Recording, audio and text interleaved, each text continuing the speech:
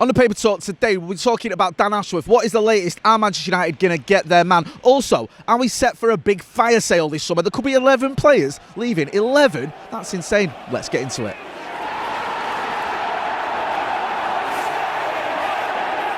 Jay here for Stretford, Paddock. This is the Paper Talk. As you can see, I'm outside Old Trafford and the weather is absolutely lovely.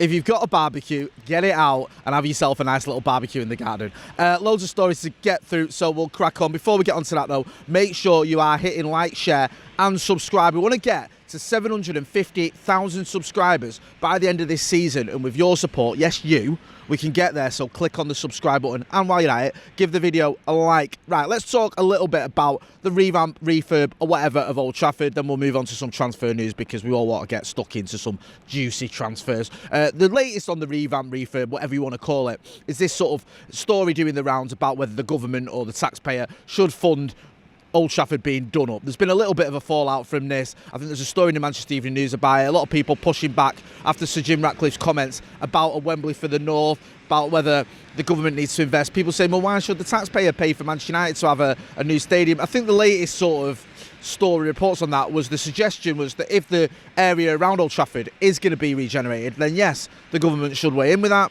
If it's just about a stadium, then perhaps that should be down to the club or even Ineos or Sir Jim Ratcliffe to sort out. Get involved in the chat and the comments and let us know what you think. I think that yes, the government should invest in the surrounding area because it does need investment and that should be the government's job. And I do believe that yes, Manchester United can look after our own stadium and rebuild it. You may disagree. Get involved in the chat and the comments. I want to hear your opinion. Should we move on to some transfer stories? There's a story in the, I'm going to say I think the Daily Mail, perhaps. I think it's Matt Hughes. He was at the Times. I think it might be a Daily Mail now, one of my old lecturers, talking about sort of United having this fire sale, basically, about a load of players that are going to go out, and that Manchester United have targeted 3 positions. So we'll talk about the sales in a minute, but the 3 positions I think we're looking at are centre-back, centre-back midfielder and a striker as well. We've been linked, I think, with, I know he's not a striker, but we've been linked with Michael Elise quite heavily. We've been linked with Jared Branthwaite as well, and we've been linked with a few other players, but there's nothing really concrete on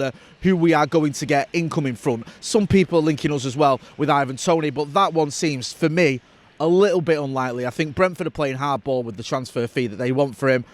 Are United going to go down that route and pay, what is it, 80, 90 million for a player who's 28 years old? And also with Rasmus Højlund absolutely on fire, is Ivan Toney going to come here to sit on the bench? Because I don't see us dropping Rasmus Højlund and I don't see us playing 2 up top. Get involved in the chat and the comments and let us know what you think. Just on the sort of the exodus, if you can call it that. It's not just the Mail that are speaking about this. It's also ESPN, I think Mark Ogden, speaking about it as well. And the players that we've been suggested could go. There's some big names that are sort of in that mix. Some suggestions for various reports saying that United may be tempted by PSG's offer or interest in Marcus Rashford. Mason Greenwood could well be on his way. I know Sir Jim Ratcliffe spoke about Mason Greenwood, but he gave pretty much a non-answer. He answered it without saying much. He just sort of said, you know, there's basically, I'm paraphrasing, but he said we'll look at, you know, what's going to happen, the values of the club, all the rest of it. He didn't say we're going to keep Mason Greenwood or we're going to sell him. People have interpreted his words to mean either of those 2 things, which shows you they don't mean either. We don't know just yet what is going to happen with Mason Greenwood. We do know you're probably going to get a decent amount of money for him. I think it was Jason Burt in the Telegraph ran an article saying United should sell him and not keep any of the money. I think that's nonsense, to be honest with you. If United do sell him, that's fine, but I don't think we should give away the money or not keep the money. You may disagree. Again, let me know what you think in the chat and the comments. So Mason Greenwood is one. Marcus Rashford, potentially. There's also talk of Hannibal Mejbri. He could go. I saw a report this morning that certain Championship clubs are interested in Will Fish. I think he's out on loan at Hibernian. It looks like the likes of Ipswich and Middlesbrough. Obviously 2 Manchester United connections there. Michael Carrick and Kieran McKenna are looking at Will Fish. You've also got, did I mention Hannibal Mejbri? I think I already did. Well, I'll mention him again. Aaron Wan-Bissaka is another name that is being spoken about. Rafael Varane potentially could be going.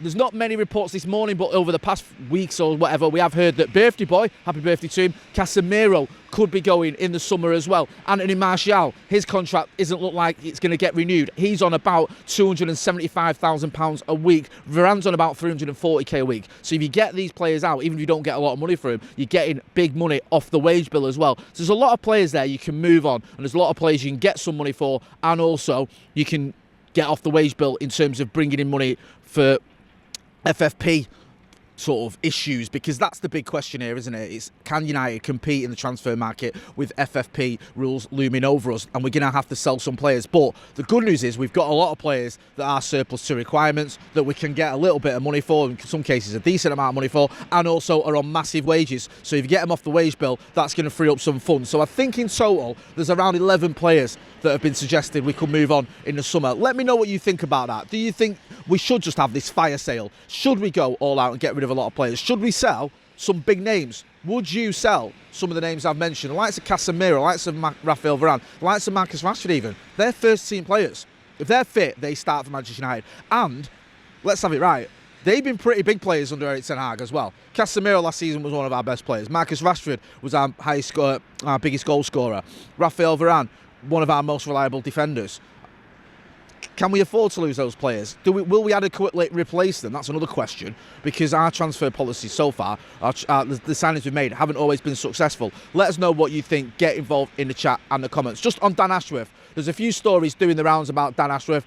I've seen in various publications about him. I think the Manchester Evening News, I think there's something in the Mirror, I think there's something in the Express. It's everywhere, this sort of back and forth, what is going on with Dan Ashworth. The latest seems to indicate that Dan Ashworth will come to Manchester United. There are going to be negotiations. There is going to be a compromise. That's the latest was sort of being reported. There's going to be this compromise where we're not going to pay the 20 million quid that Newcastle want, nor are we going to get him for now like we'd want to. We're going to have to pay something. Manchester United willing to sort of pay some money to get Dan Ashworth in, and he can help spearhead this sort of transfer revolution, if you want to call it that, in the summer. Let us know what you think in the comments in the chat. I know there's been a bit of back and forth on social media. A lot of Newcastle fans quite angry with Sir Jim Ratcliffe's comments, and then it's all brought up all sorts of ridiculous arguments about Alan Shearer and all this other nonsense that I won't get into. All I'll say is, you know what, we did all right without signing Alan Shearer, didn't we? Do you know what I mean? We won the lot.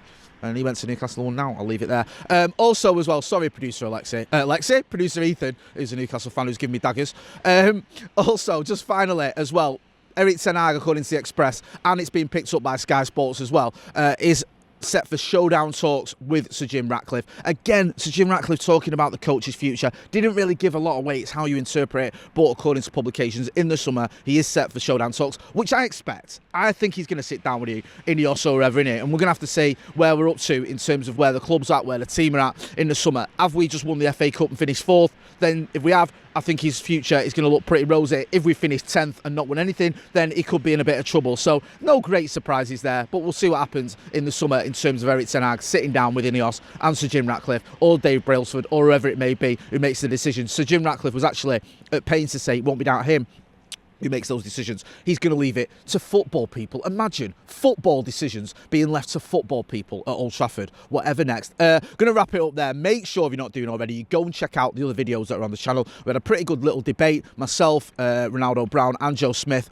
on Off the Bar yesterday, where we did a little bit of a tier list in terms of players that could come in the summer. So go and check that out. I'll be back later on for The Brew. It's going to be me, Stephen Howson. We've got a special guest as well from a band. I'm a big fan, so check it out. I've been Jay Motty. This has been the Paper Talk outside Old Trafford, where, you know what? The sun's come out. Thanks for watching.